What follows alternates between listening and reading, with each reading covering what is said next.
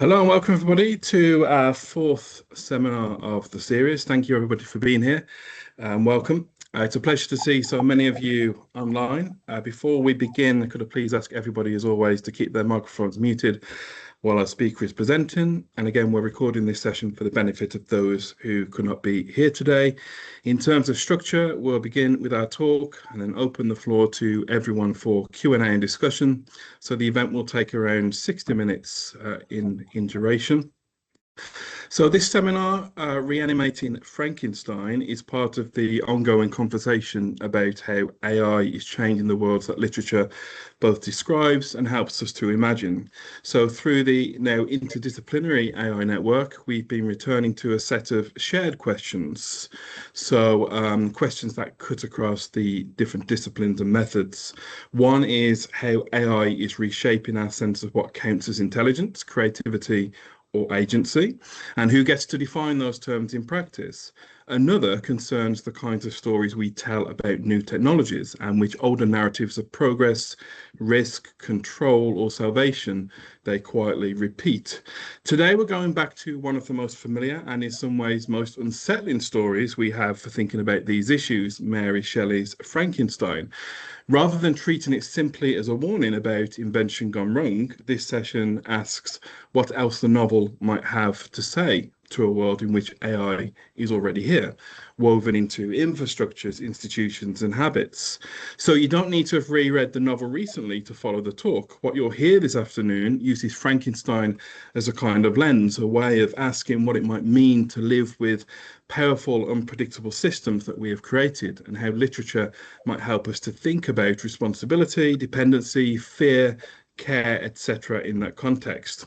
So we're now going to introduce our speaker for today, which is Dr. Amy E. Weldon, who is Professor and Department Head of English and Dennis M. Jones Chair in the Humanities at Luther College in Decorah, Iowa. She holds a PhD in 19th century British literature from the University of North Carolina at Chapel Hill. A novelist, critic, and teacher, she's the author of such publications as Creature, a novel of Mary Shelley and Frankenstein. Her current non-fiction project, A Thing of Beauty, Reading the Romantics in a World on Fire, explores how romantic writers can help us live responsibly in a complex climate challenge world.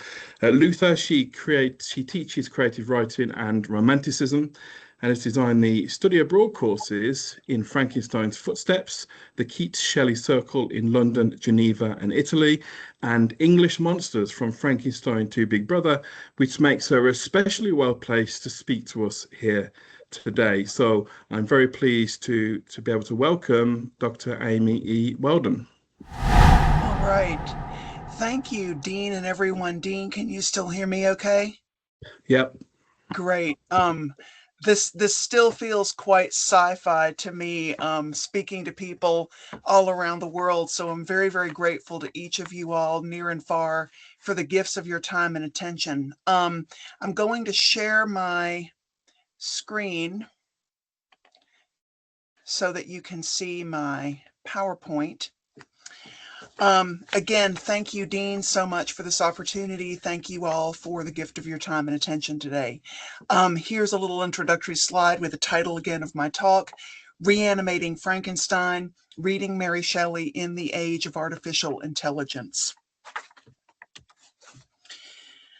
I'm standing on a grassy hillside in Geneva, Switzerland, on Europe's warmest ever January day.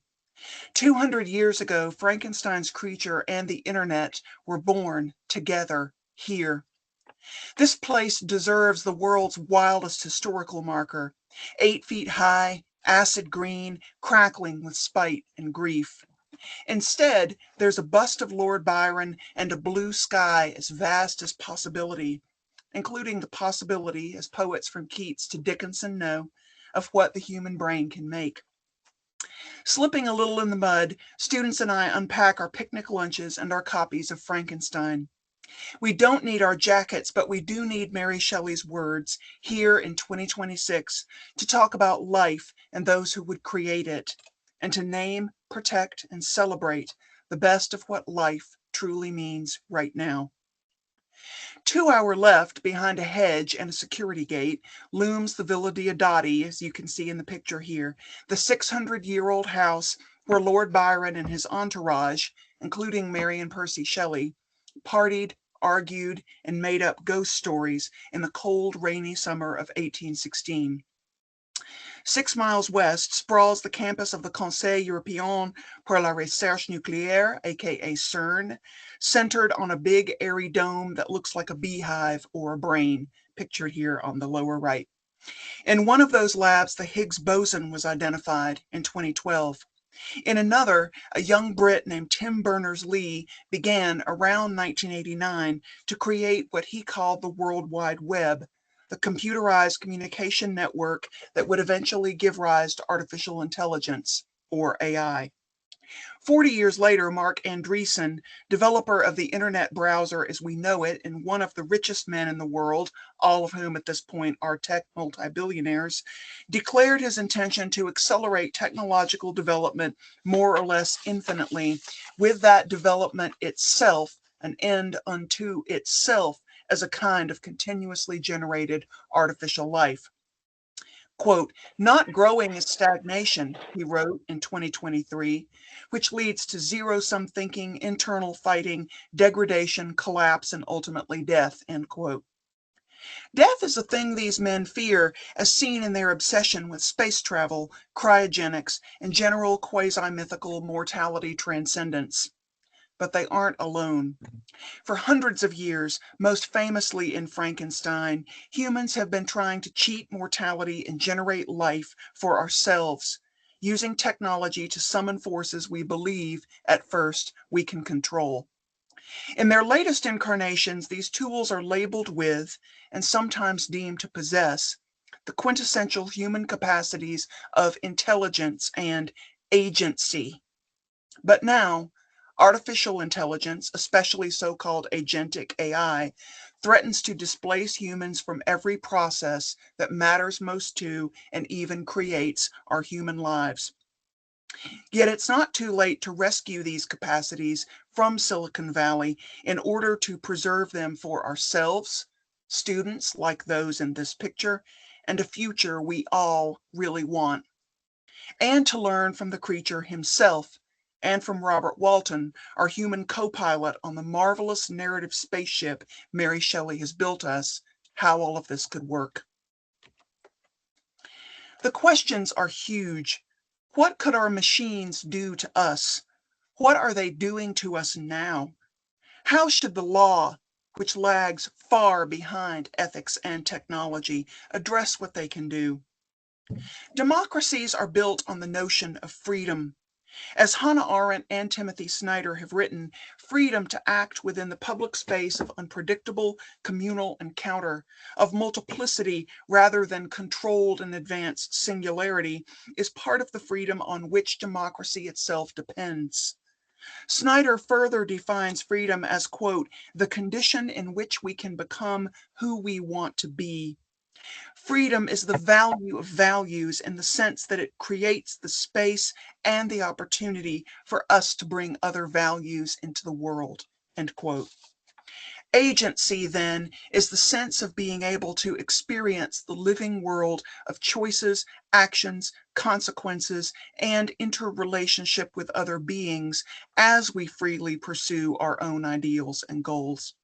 Yet, in an irony that hurts, agency is also the latest capacity of AI itself, the ability to complete tasks without what my latest Google search calls constant human supervision, and the means by which AI is stealing agency from us. Typically, the language of agency in tech world conceals problems that perfuse human life as tragedy and farce. While people struggle to find jobs, the people building the AI tools that replace those jobs often prize agentic as the label for a new masculine ideal, a bro in total control of himself who has engineered his daily life via exercise routines and purchased products to achieve the neurotic illusion of power over his surroundings and other people. Yet, as writer Sam Criss notes in Harper's, quote, The future these men seem to envisage is one in which people don't really do anything at all except follow the instructions given to them by machines, end quote. Maybe that's not quite true. One young male venture capitalist has built a self-described cheating tool for school and office tasks, and another has built a tool allowing men to build and race CGI replicas of their own sperm. But our tech-honed culture of maxing and optimizing traps men and all of us in contradictions. It's depressing to learn, as I recently did, that men wishing to donate sperm to IVF firms, helping to build a baby of quote-unquote perfect intellect and physique, must be at least 5 feet 7 inches tall. That means that Mr. John Keats' 5 feet height, as he morosely joked about himself, would be rejected by IVF maxers as an unfit father for their would-be genius baby. Just think about that for a minute. John Keats, unfit. And contemplate the Victor Frankensteinish narcissism that seals the loop of our tech-dominated human life, trapping humans inside. Or is that outside? Have we used our own human agency to erase human agency itself? Are we really creating and making choices or just doing tricks like the prisoners in Plato's cave, naming patterns in shadows manipulated by someone else? Are we now the prisoners of our tools or their suddenly superfluous overlords, cast out of the system we once believed we controlled? And if so, by whom? This is why to ask questions about agency is to ask questions about consciousness, purpose, and meaning, the very nature of human life. And Mary Shelley's Frankenstein, in the quintessential human form of words on a page, offers a clear solution. Listen to the being himself and use all our human capacities in deciding what to do next. On you it rests, the creature warns Victor, whether I lead a harmless life or become the scourge of your fellow creatures.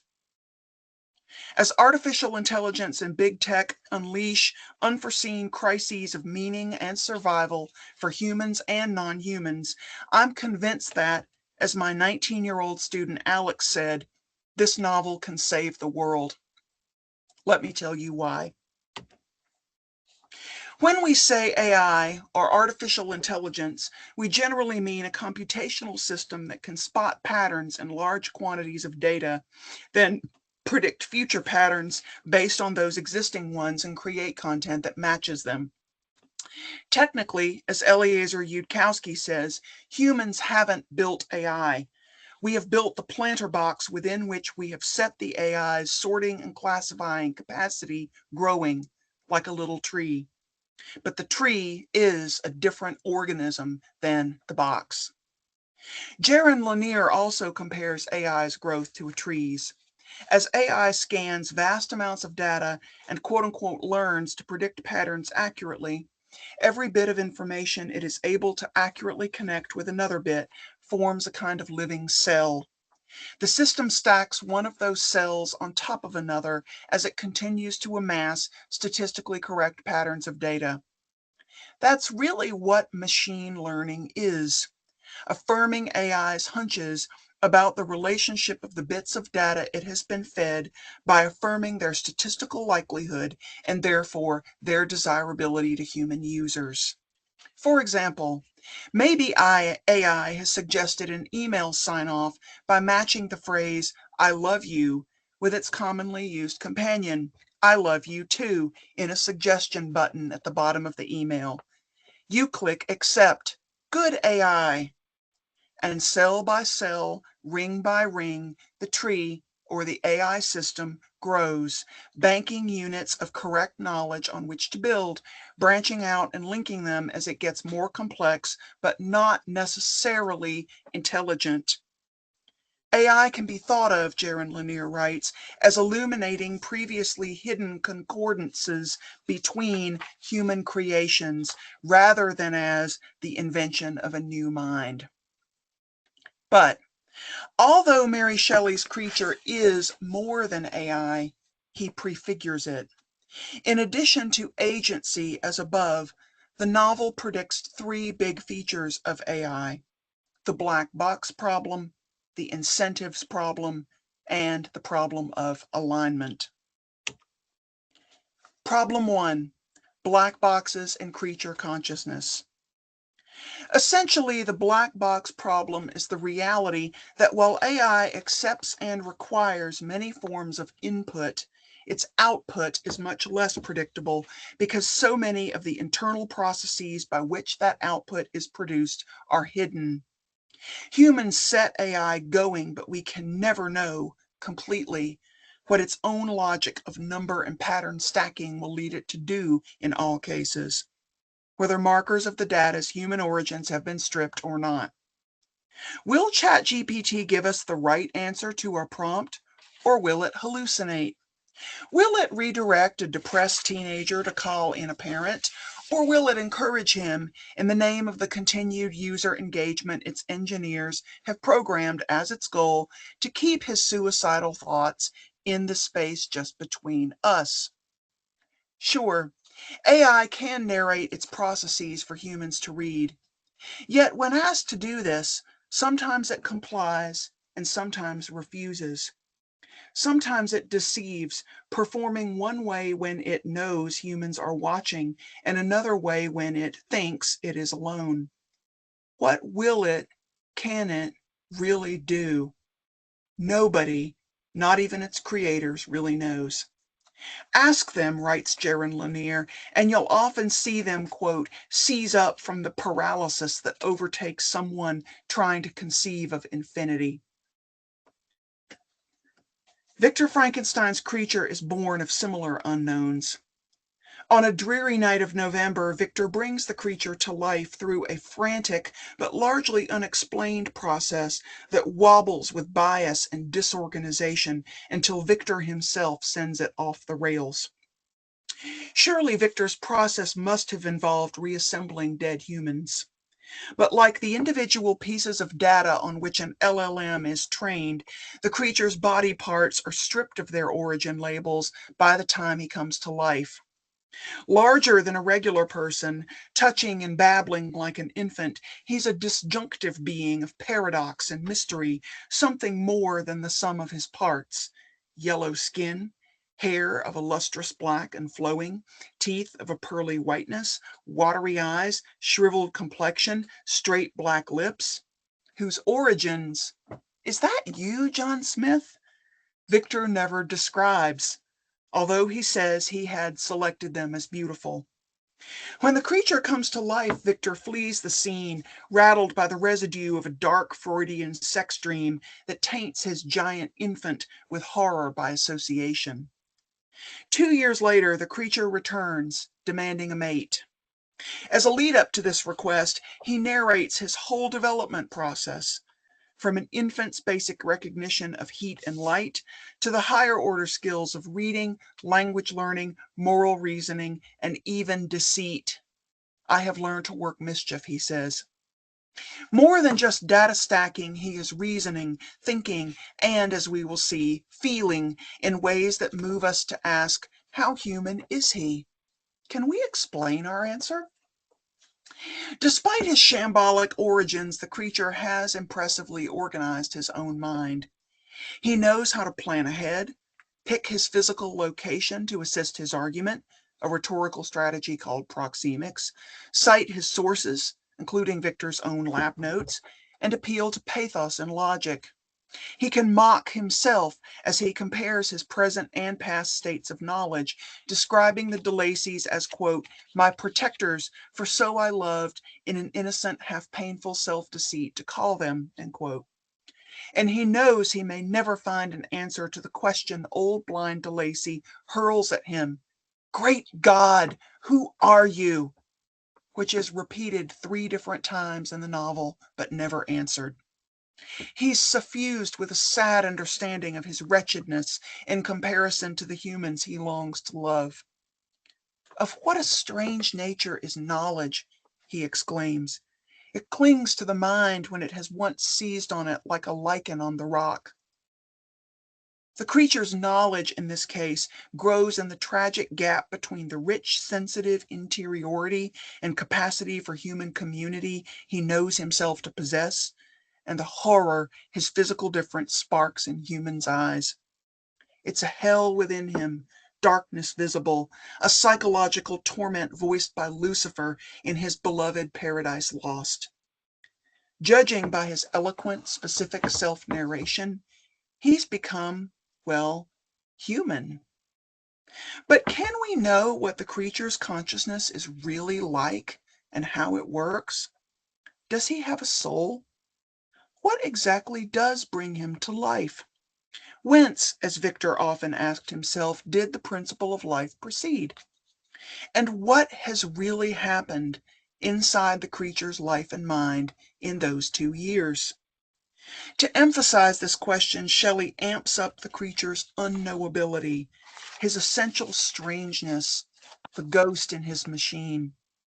Just as Walton and we lean forward to hear Victor tell us how he brought the creature to life, she denies us. Quote, I see by your eagerness and the wonder and hope which your eyes express, my friend, that you expect to be informed of the secret with which I am acquainted.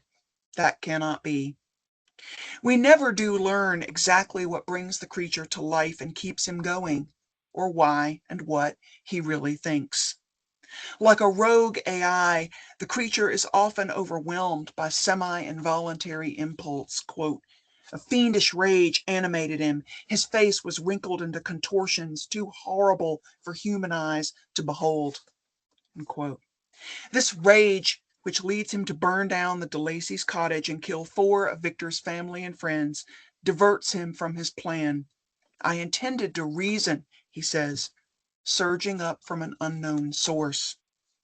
Surging up unpredictably, too, is a wordless terror that crashes Victor's descriptive capacities in the creature's presence. As monster theorist Jeffrey Jerome Cohen describes, the monster explodes the limits of human knowing and human language. Victor literally falls apart in words and actions when the creature first breathes and moves as a unified being, about 8 feet in height and proportionately large, when, in the words of Frankenstein's first draft, I beheld my man completed. All the features he had selected as beautiful have cohered into something for which there are no words, only analogies, something not even Dante could have conceived, that don't quite serve. Even Walton, the scientist, can't find words to describe the form he finds hanging over Victor's body in his cabin, although he's more empirical than anyone else. His face was concealed by long locks of ragged hair, but one vast hand was extended in color and apparent texture like that of a mummy. But when the creature sprung toward the window, Walton freezes and, like Hutter in F.W. Murnau's classic film Nosferatu, shuts his eyes involuntarily. Something else is going on inside the creature's humanish frame, at the threshold of which human knowledge and categories falter, especially when those assembled parts stir into motion as a body with a mind and a will of its own. What is it? Victor doesn't know. Neither does Walton. Neither, perhaps, does the creature himself. We only know he wants to live. Life, although it may only be an accumulation of anguish, is dear to me, he tells Victor, and I will defend it, perhaps infinitely. Problem 2, plaguing God and other incentives. In Mary Shelley's world and ours, incentives and motivations matter because the behavior you incentivize is the behavior you'll probably get. Tech cultures of disruption, what Yanis Varoufakis more accurately calls techno-feudalism and Cory Doctorow calls enshittification, incentivize greed. Whoever builds the most relentless AI the fastest gets the most money and thus the most power. As long as big tech can stoke our fear and anger, fattening us like feedlot shoats to farm our data for ad sales, and as long as it can evade the twin drivers of quality, competition and regulation, which Dr. O identifies, it doesn't have to care what we think. My all-time favorite comment from a fellow New York Times reader, Avi from Chicago, sums up the entire AI trap. Quote, "No one asked for this. No one wants it. More humans will lose jobs. Disinformation will increase 1,000 times, and there are no regulations on it. Did I miss anything?" End quote. Victor Frankenstein hazily dreams that a new species would bless me as its creator and source. Many happy and excellent natures would owe their being to me. But just as with any colonial project, has the benefactor actually checked with the objects of his charity? As with the billionaires planning human colonies on Mars right now, has Victor really thought through what kind of future he may actually be sentencing his beings to without their consent? Soon his motivation mutates under the belated pressure of reality. "Learn from me," he urges Weldon, "if not by my precepts, at least by my example. How dangerous is the acquirement of knowledge, and how much happier that man is who believes his native town to be the world than he who aspires to become greater than his nature will allow." But what are we and Walton to make of that? If the creature had turned out well, would he be urging us to praise his courage? By the end of the novel, my students shake their heads, wondering why anyone would believe anything Victor says. We might ask the same of tech CEOs right now.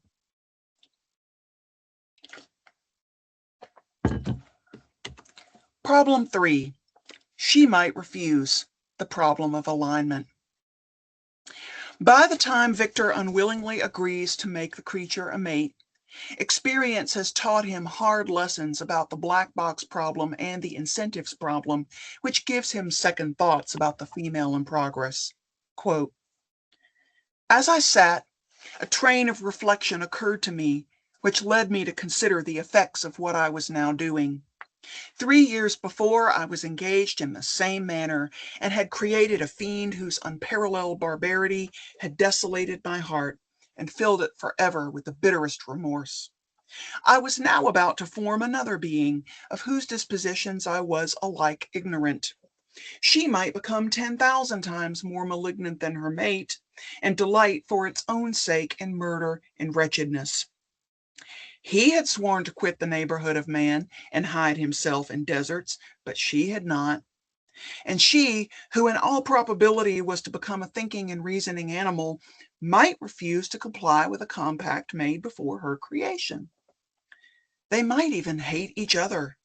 The creature who already lived loathed his own deformity, and might he not conceive a greater abhorrence for it when it came before his eyes in the female form?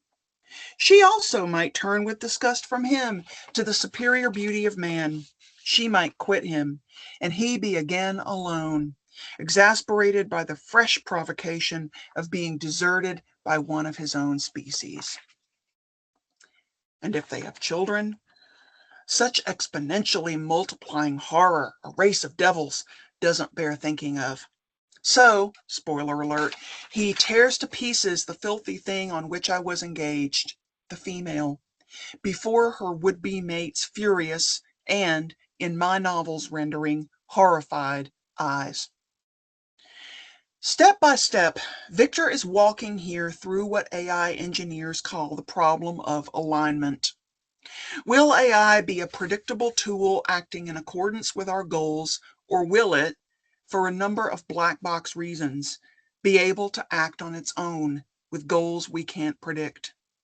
Insofar as he bothers to think deeply at all, Victor initially thinks creating the male creature will mean creating a being automatically aligned with his goals and assumptions. But with the word female, bias springs up in weird shapes, like the Hitler-worshipping chatbot that arose from the black box of Elon Musk's Grok in July 2025.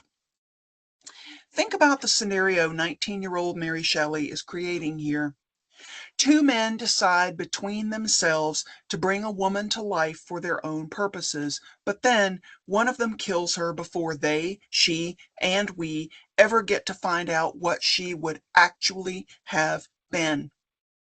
The simplest solution: just leave out the uterus, forestalling the feared race of demons in advance, never seems to occur to Victor. It's as if female must inevitably mean reproductively incontinent and mindlessly fatal to him.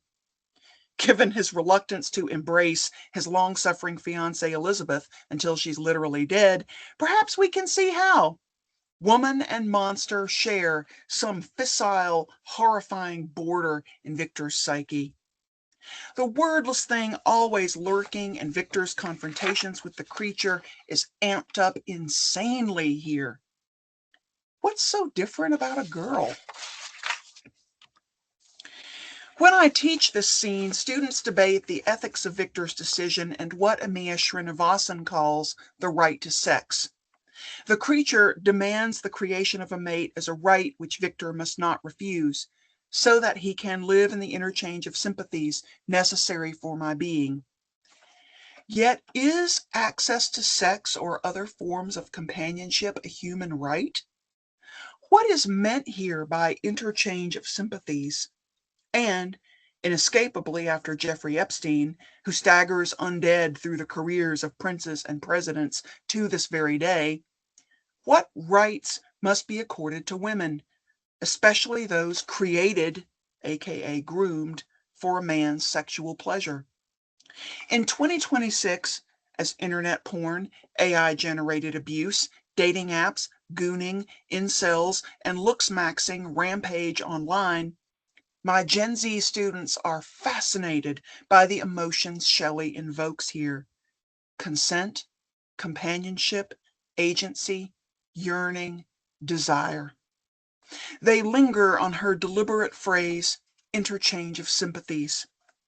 Companionship, seeing and being seen, acknowledged and understood, is the main thing they take from that. The creature is so lonely. 14-year-old Sewell Setzer must have felt that desire when his relationship with an imaginary woman in the chatbot character.ai led him to suicide in 2024. In my first-year class, a range of students speak feelingly about how the interchange of sympathies and love, like the creature wants, is not just about sex. It's about seeing and being seen, feeling known and loved as the creature you are. Gen Z is hurting for connection, wanting it.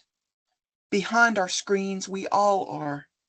Yet screens so often bring out the worst in our views of one another and our ability to connect. So, how to stay human? Ask Robert Walton, our captain and co-pilot.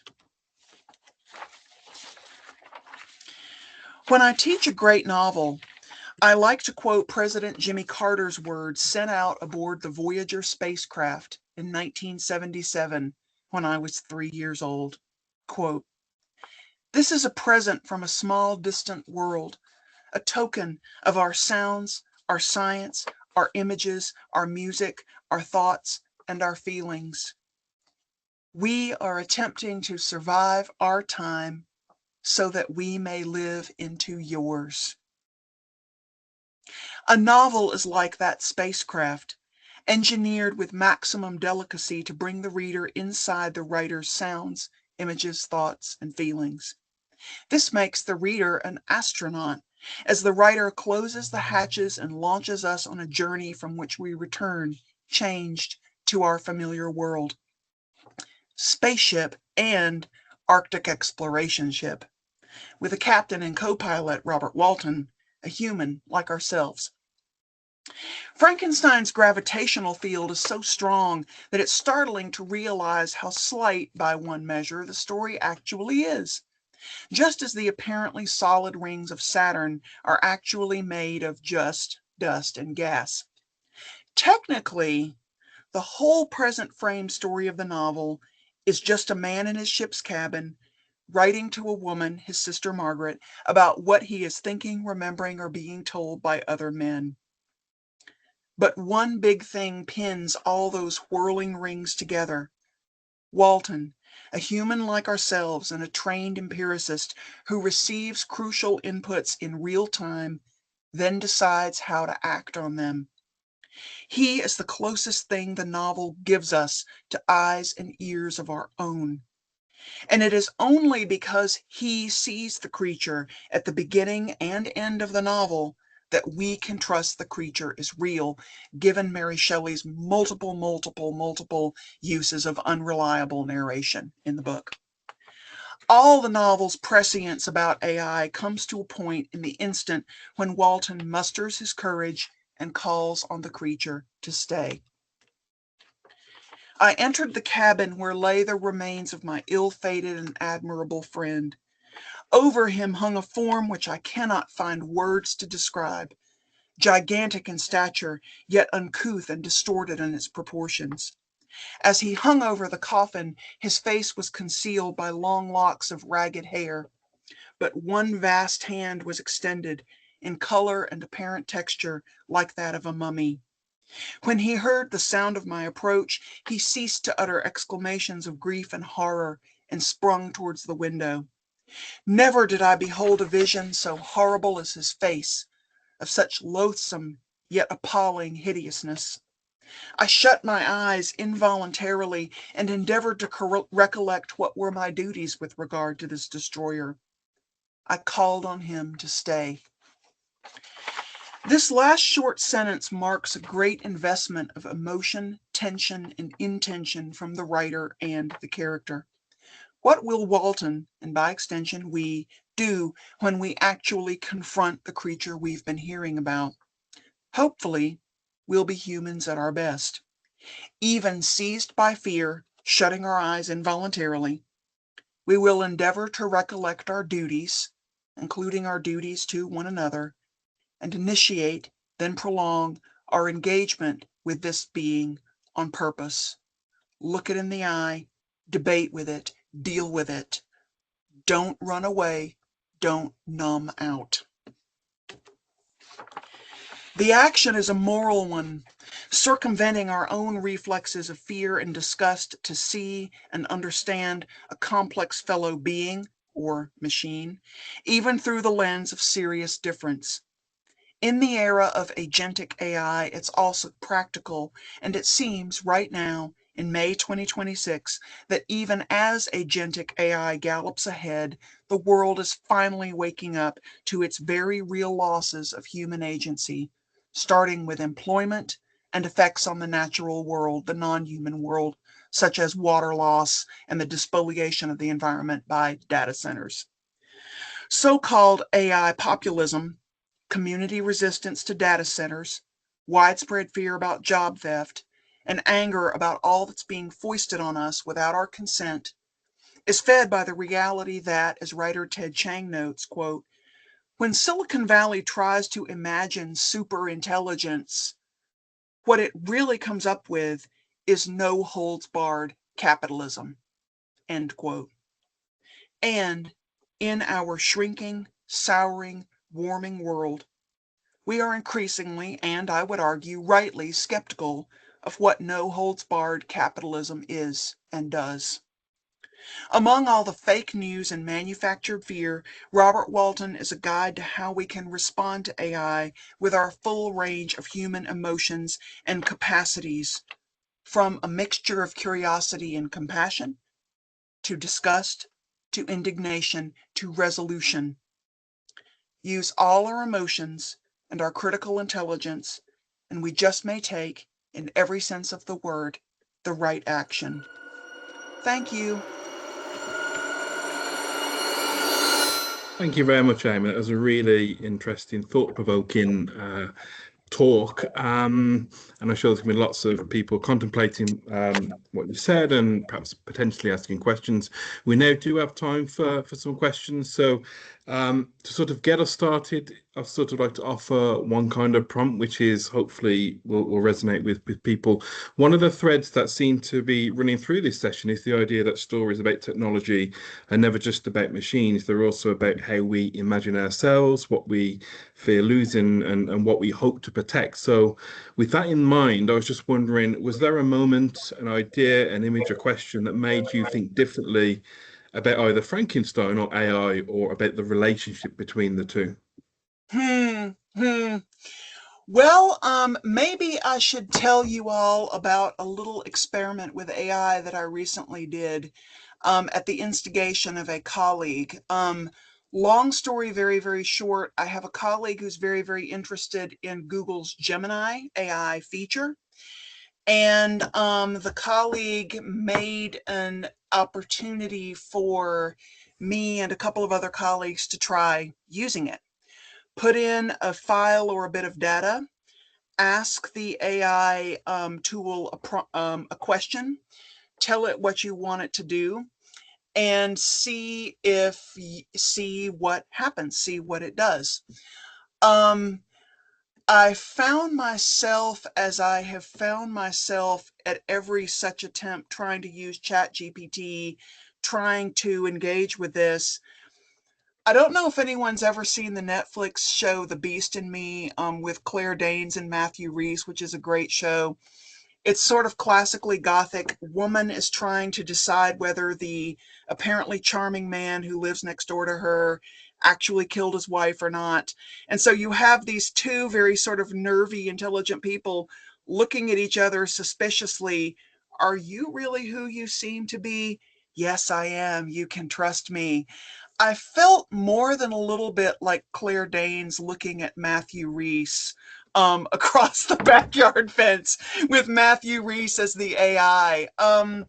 It was quite an uncanny sense that there was something there, even as there was also something not there, even as it was a void looking back at me. In one sense, it's the same thing readers often do with novels in general. When we look at a story, we read ourselves in, we enter imaginatively into the action. But there's a human dimension to that sort of engagement with stories that humans make that feels quantitatively and qualitatively different to me than sort of casting an utterance out over the space of this little void where Claude is humming electronically, waiting for your input. I found it pretty unnerving. And again, if you haven't seen The Beast in Me, watch it, I think, for enjoyment of the sort of revived Gothic tropes. But also, if you watch it with Claude in mind, I think it becomes an additionally interesting viewing experience. People try to say that these technologies are neutral, that they're just tools. I don't think they are. I think there's something else. There's something different. Thank you very much. Any other questions for Amy? You can either put your question in the chat or raise your hand. It's completely up to you. We've got a question from Eleanor to begin. What do you see as the key differences between human and AI unpredictability, and how are these reflected in Shelley's novel? That's such a great question. Thank you, Eleanor. For me, I go back to the black box issue. One of the little discussions that didn't make it into the paper for reasons of time was a little bit of a meditation on what I'm about to say, which essentially is, if you really get down to it, every human being is a mystery to every other human. We will never know, even the people we love and care for the most, everything about them, every aspect of their lives and experiences that has gone into making them who they are. At some level, every human is a mystery to every other human.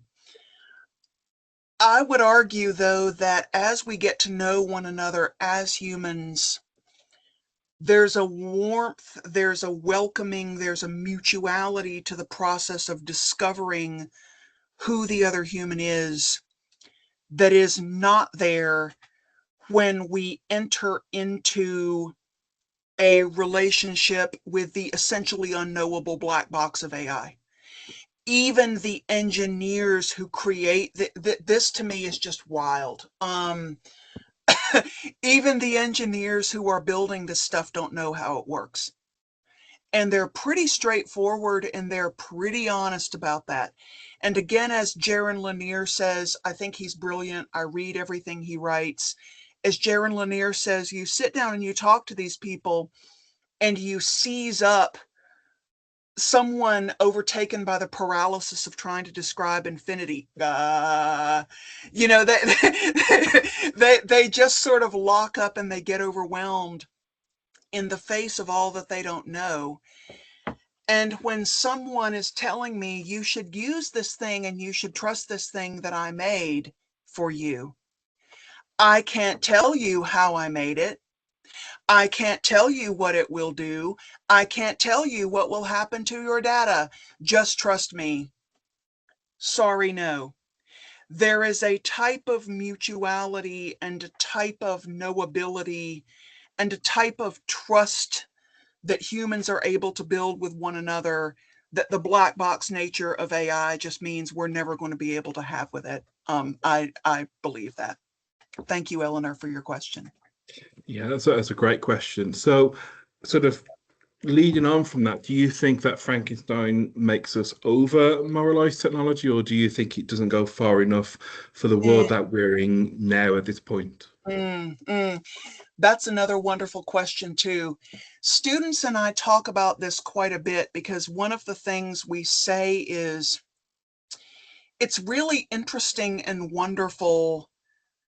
First of all, the layers of meaning and intention and craft you discover in this book written by a 19-year-old woman. Every time you read it, just blows my mind.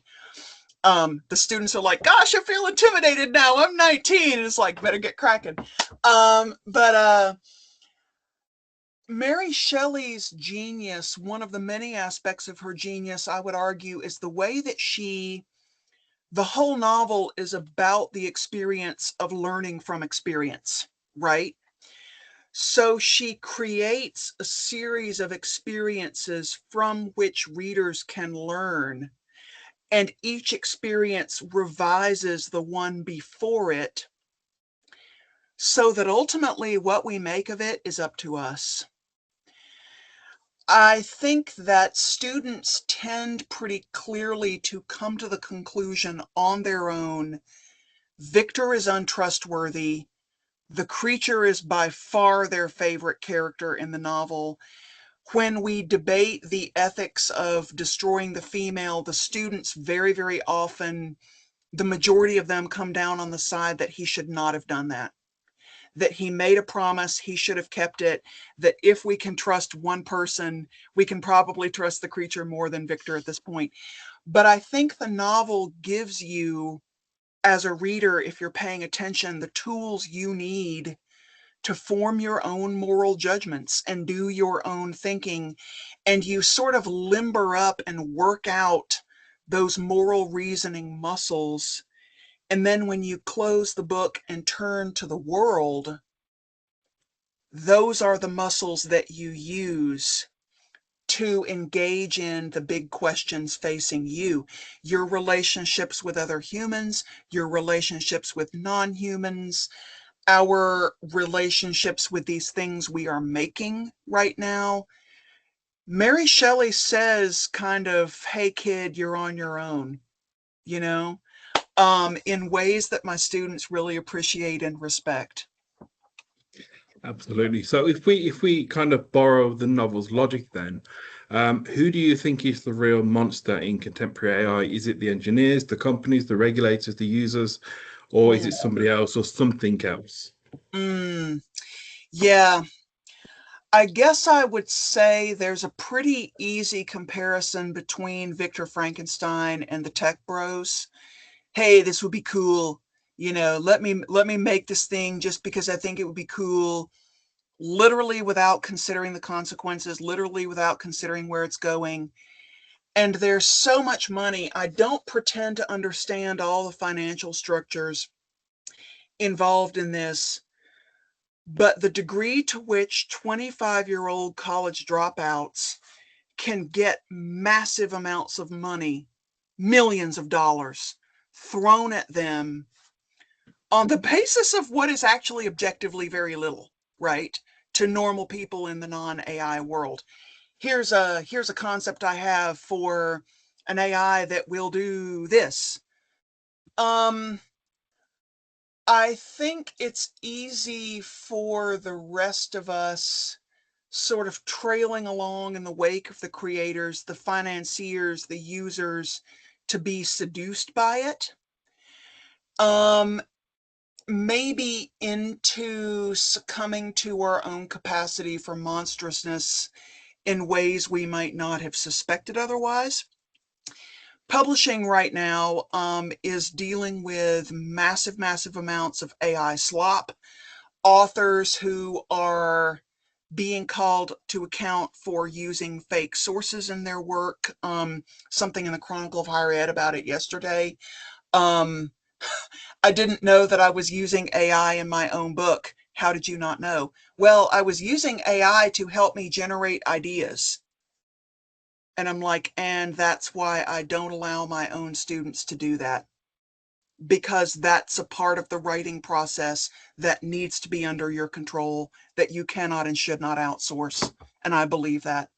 So I would say that while it's probably easiest to say the engineers, the creators are the sort of Victor Frankensteinian figures, if we have to put a monster label on anyone, it's probably them. The scary, insidious thing about this is the degree to which the rest of us can be tempted to give away our agency in the name of convenience, I would say, in answer to that. Absolutely. I mean, yeah, so you made some really good points. We've got another question from Rebecca, who says, you talked about the idea that creators of AI are playing God, but could this also be extended to the AI whereby the fear and awe humans have towards AI could end up looking like AI is omniscient, omnipotent, or inducing and thus becomes defied? So she's saying that the line between gods and monsters is fuzzy, drawing on your use of monster theory here. Yeah, that's a great point, Rebecca. I think that's right. In my larger chapter in the book, I'm going to try to treat a bit more the question of AI sentience and AI rights. For the record, I do not believe that AI is sentient. I do not believe that AI is a person. I do not believe that it gets rights. That's a position that I take. Human beings, through a process called pareidolia, like to spot faces in things.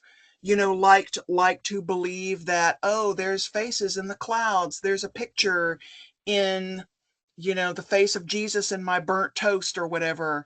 And then there's a much bigger argument and philosophical discussion going on far beyond me to be had. Well, then, is our imagining of consciousness, is our imagining of awareness or agency in AI or other beings essentially a form of delusion? We're seeing something that's there because we want to see it. You can pick up the newspaper or major media, all kinds of sources, and find people in relationships that are quite meaningful to them and are structuring their experience quite deeply with chatbots.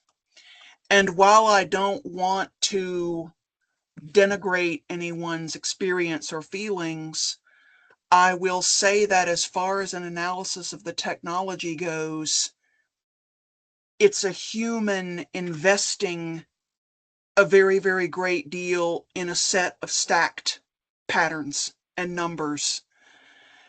And so I would say that if it's anything, it's a sign of humans' desire to make meaning and desire to connect. That's ultimately where I end up when I look at situations like that. We want to connect, and that's one of the things that makes humans humans. Absolutely. We got a comment from Piper who says that it's so ironic to me that the tech oligarchs are praised for their visionary creativity, while AI, the thing they are creating, is actively pacifying our human creativity at best and diluting human creation. Yes, that's exactly right. And as a professor, as I'm guessing many of the attendees in our seminar probably also are, um, we thought we had dealt with the biggest crisis of our careers when online learning and COVID came around. AI is catching many of us flat-footed to a degree I certainly never expected in graduate school that I would ever have to be dealing with something like this. Um, you find a lot of students led to use AI tools for ease, for convenience, for a sort of, in Piper's words, pacifying themselves, which is something that I think humans, we love convenience, we love pleasure, we love ease. Um, one of the things that makes us humans at our best is that we can work against it when we have a reason to do so that matters to us. In my own classes, I am anti-AI completely. People turn off their cell phones at the door as soon as they come into the classroom, whether or not I'm there yet. We just finished writing a bunch of exams by hand. And I expected a lot of pushback about this. The students actually see the reasons for it and appreciate it. We are, like a lot of English departments, working out how to help students understand how AI works, helping them to understand how they may be called upon to use it in the future, what the pros and cons are. But that is a very different matter than some higher ed institutions are saying, well, it's your job to teach your students how to use AI. Not necessarily. So I just think that Piper's comment about who does our desire for convenience and ease really benefit is important for those of us in higher education, professors and administrators, to keep in mind, because there's a lot of pressure. Let AI into our classrooms, let AI into our learning management systems, let it in. And I think we should resist that. Really interesting stance on AI. I know it's a big, I know it's a big issue in many universities. We've got a comment and a question from Ellen. The question about whether AI has rights reminds me of the Supreme Court case, Citizens United. And then she's asked the question, your thoughts about legal cases about AI, the money that might be thrown at giving it rights. Yes, yes. So while I'm sitting here, let me see the other book. Here it is. I have to give a shout out to one of the books that totally rocked my world this year. The book is A River Alive by Robert McFarlane, whose work I just adore. This book treats, among many other things, the question of rights for a river and the question of legal rights for the natural world and for non-human beings. I find it really interesting and ironic in this world of ours, particularly in the US after Citizens United, and I agree with Ellen about this, that we seem to be very ready and willing to give rights to any non-human thing except the non-human thing we did not create, that we rely on literally for life and sustenance, the natural world. Corporations have rights. There is no doubt in my mind that lobbyists are lobbying right now for AI to be given rights, which would then lead to all sorts of difficulties about regulating it legally, which I think is probably the end game, to circumvent regulation. Yet when we say, does a river have rights? Does water without which life on Earth cannot exist have the right to be protected? Well, suddenly we don't seem to have so very much to say about that. And I think that state of things is a sign, among much else, of how, particularly after Citizens United, corporate money has captured the governing process, including the process of regulation, including the process of AI. And who gets to be considered a being with rights is not separable from any of that, unfortunately. Thank you for that that reply to the question. So I suppose sort of linking into what you said just a few moments ago about HE and you're not using AI in the class. So if you could change one incentive in higher education or tech tomorrow to avoid, I suppose we could call this sort of a race of devil's outcome, what would you particularly change? Hmm, hmm, hmm. You know, I made this pitch to our college's administration a few years ago, and I think it's probably time to renew it. I see in my students a very, very real fatigue, especially after COVID, with constant screen addiction. I think Gen Z is figuring out they've been sold a bill of goods. It's not doing anything good for them, and they are looking for an out. Yet I also see that to a degree that's hard for those of us who are not digital natives in that way to see. They've never known anything else. My students now, the people in my first year classroom, were born around 2005. And when they were 10 years old, these are the kids who have had iPads. These are the kids who learned swiping as a cognitive strategy. It's built into their brains. And so for many students coming into my classroom where we're sitting and we're reading books on the page together, we read the words aloud, we circle, we underline, we write by hand.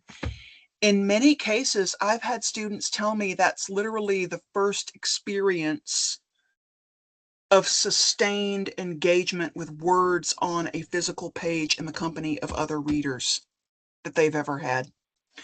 So I said to the administration, and again, I do think that in Amy's perfect world, this is how things would go.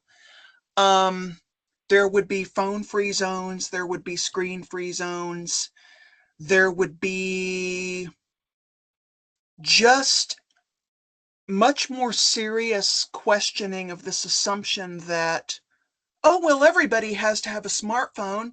Everybody wants a smartphone. Everybody wants electronic assistance. Everybody wants screens doing everything for them all the time. I just don't know that's true. What I do think college has to do is give people a space where they can experience, just like Mary Shelley gives us the space in her novel. Give us the space where we can experience otherwise. Because college is, in my students' lives, kind of the only place that's left for that anymore. That's Absolutely. what my perfect world would look like. Any other questions for Amy? Raise your hand or ask in the chat.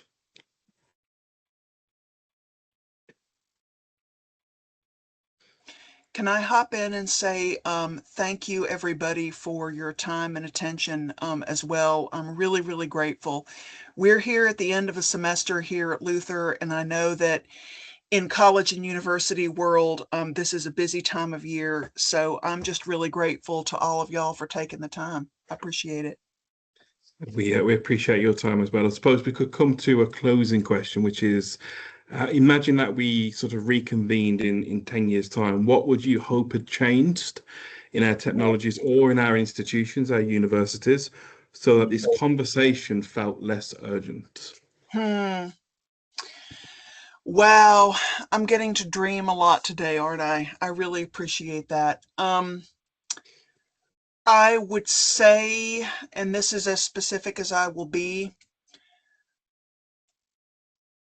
there has been a stop at every level on tech oligarchs and billionaires dictating what life is like for the rest of us. It goes back to Citizens United in the US.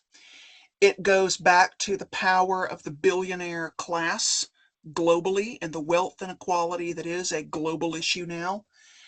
It goes back to the fact that ordinary people are struggling while Jeff Bezos is going to the moon and Mars.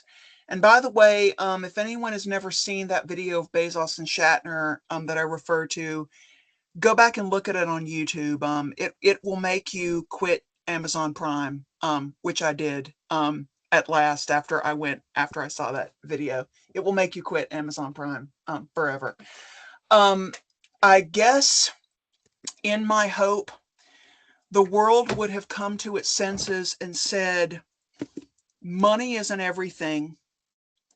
We are surrounded by so much beauty and wonder, especially in the non-human world, the living world that we did not make. We don't have to become prisoners of these billionaires and their machines. We don't have to do that. My hope is that in 10 years' time, we would have developed the regulatory apparatus to make that possible everywhere around the world. That would be my hope. Some really, really great and motivational, inspirational words there. Now, we'd like to, on behalf of everybody, I'd like to thank you for such a rich and thought-provoking talk, and thank again, like you just said, thanks to everybody for their contributions, for their attention, for their time. The issues we've touched on this afternoon are exactly the kinds of questions that this network is designed to open up, and it's been a pleasure to continue that conversation with you and those present today. What I'll do now, I'll send this recording around to everyone as part of the network, and Amy, I can also share around your website or your social media so people can have a look at what kind of research and what work that you're doing within this space, because I think there'll be lots of people who will want to go away and reflect on this and perhaps look into a bit more of what you do and the sort of research that you conduct on a daily basis. So with that in mind, then I'd like to again thank Amy, thank everybody for being here, and thank you again, and hope to see you at the next seminar. Dean, thank you so much. Thank you, everyone. Goodbye.